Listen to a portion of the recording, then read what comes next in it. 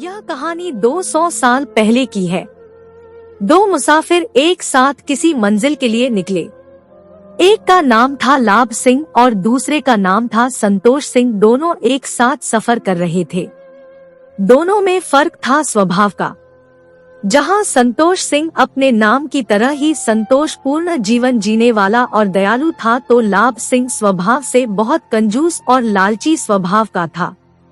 दोनों कई दिनों से लगातार सफर कर रहे थे, इसलिए थकान और भूख से दोनों की हालत खराब हो गई थी। दोनों चलते चलते एक गांव तक आ पहुँचे। वहां उन्होंने एक गरीब साधारण सी बूढ़ी औरत के घर पर जाकर उसे आराम करने के लिए पूछा। बूढ़ी औरत स्वभाव से अच्छी थी। उसने दोनों को आराम करने की जगह दे दी और उनकी हालत देखकर उन्हें खाना भी खिला दिया।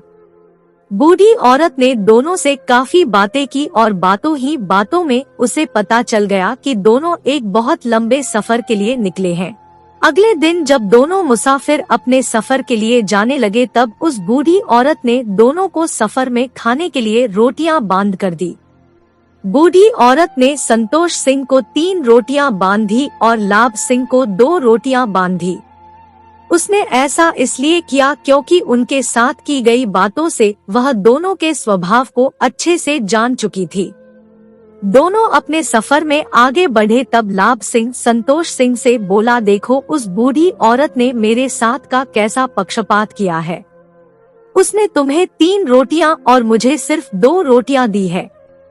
संतोष सिंह ने उसे समझाते हुए कहा, कोई बात नहीं दोस्त, यह 5 रोटियां हम दोनों के लिए काफी है। शायद हम इतनी खा भी नहीं पाएंगे। अगर तुम्हें लगेगा कि तुम्हें और चाहिए तो हम मेरी तीसरी रोटी को आधी बांट कर खा लेंगे। दोनों ने अपना सफर जारी रखा। अगले दिन वो एक जंगल के पास तालाब देखकर वहां आराम करने के लिए रुके और वहीं पर उन्होंने अपनी रोटियां खाकर पानी पीकर थोड़ा आराम करने का मन बनाया। उन दोनों ने अपनी रोटियां खानी शुरू ही की थी कि तभी वहां एक और तीसरा मुसाफिर जिसका नाम आनंद लाल था आ गया।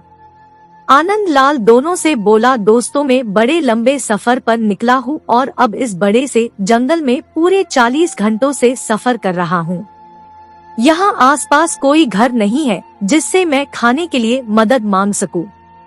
अगर आप लोग मुझे अपने साथ खाना खाने दे तो मैं उसका मोल जरूर चुका दूंगा। लाभ सिंह तो चुप था, लेकिन संतोष सिंह उससे बोला, कोई बात नहीं, आओ तुम भी हमारे साथ खा लो। हमारे पास कुल 5 रोटियां हैं और इन 5 रोटियों में हम तीनों का पेट अच्छे से भर जाएगा। संतोष सिंह ने कहा ही था कि आनंद लाल तुरंत उनके साथ रोटियां खाने के लिए बैठ गया। संतोष सिंह ने सभी रोटियों को तोड़कर 3-3 हिस्से किए। इस तरह सभी 5 रोटियों के 15 हिस्से हो गए और सभी ने 5-5 बांटकर खाली जाते जाते आनंद लाल ने दोनों का खूब धन्यवाद किया और 5 रुपए संतोष सिंह के हाथों में रखकर चला गया। आनंद लाल के जाने के बाद संतोष सिंह ने उन 5 रुपयों में से 3 रुपए खुद रखे और 2 रुपए लाभ सिंह को दिए। लाभ सिंह फिर से नाराज हो गया। उसने कहा, आनंद लाल ने यह पैसे उसकी मदद करने के लिए दिए थे, ना कि इसलिए कि हमने उसको रोटियां बेची थी। लाभ सिंह संतोष सिंह को बुरा भला कहने लगा। संतोष सिंह को पैसों से ज्यादा फर्क नहीं पड़ता, लेकिन लाभ सिंह की बातें सुनकर उसे भी गुस्सा आ गया। दोनों ने तय किया कि पास वाले गांव में किसी समझदार आदमी से इसका फैसला करवाया जाए। दोनों नजदीक के एक गांव पहुँचे। वहां पर गांव के सबसे समझदार आदमी के बारे में पूछने पर सभी ने वहां के सरपंच का नाम लिया। दोनों सरपंच के पास पहुंच गए।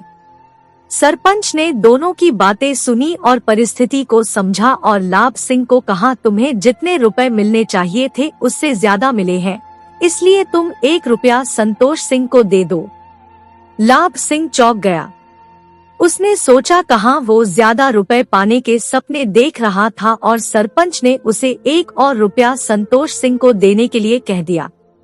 उसने जब ऐसा करने का कारण पूछा तो सरपंच ने समझाते हुए कहा, देखो संतोष सिंह के पास 3 रोटियां थी जिसके 9 टुकड़े किए गए और तुम्हारे पास 2 रोटियां थी जिसके 6 टुकड़े किए गए। तुमने अपने 6 टुकड़ों में से खुद ने 5 टुकड़े खाए और बचा हुआ सिर्फ 1 टुकड़ा ही तुमने आनंद लाल को दिया, यानी कि आनंद लाल को बाकी के 4 टुकड़े संतोष सिंह ने दिए थे। अगर हम 1 टुकड़े के लिए 1 रुपया पकड़े तो तुमने सिर्फ 1 रुपया मिलना चाहिए, इसलिए तुम 1 रुपया संतोष सिंह को दे दो। अगर तुम रोटी बेचकर पैसा कमाते तब भी तुम्हें 1 रुपया मिलना चाहिए था, और अगर तुम्हें मदद करके पैसे मिले हैं तब भी तुम्हारी मदद संतोष सिंह की मदद से कम है, इसलिए दोनों ही सूरतों में तुम्हें सिर्फ 1 रुपया ही मिल पाएगा। लाभ सिंह को सरपंच के बात माननी पड़ी। सरपंच की समझदारी और सूझबूझ देखकर उसके गांव वाले और संतोष सिंह ने उनकी खूब वाहवाही की। लाभ सिंह को अपने लालच की कीमत चुकानी पड़ी। दोस्तों, हिंदी की एक छोटी सी कहानी हमें कई सबक देती है। पहला सबक, हमें जितना मिलता है उसमें संतोष करना चाहिए। दूसरा सबक, लालच का नतीजा हमेशा बुरा होता है। तीसरा सबक, हम हर परेशानी को समझदारी, सूझबूझ और अलग नजरिए से हल कर सकते हैं।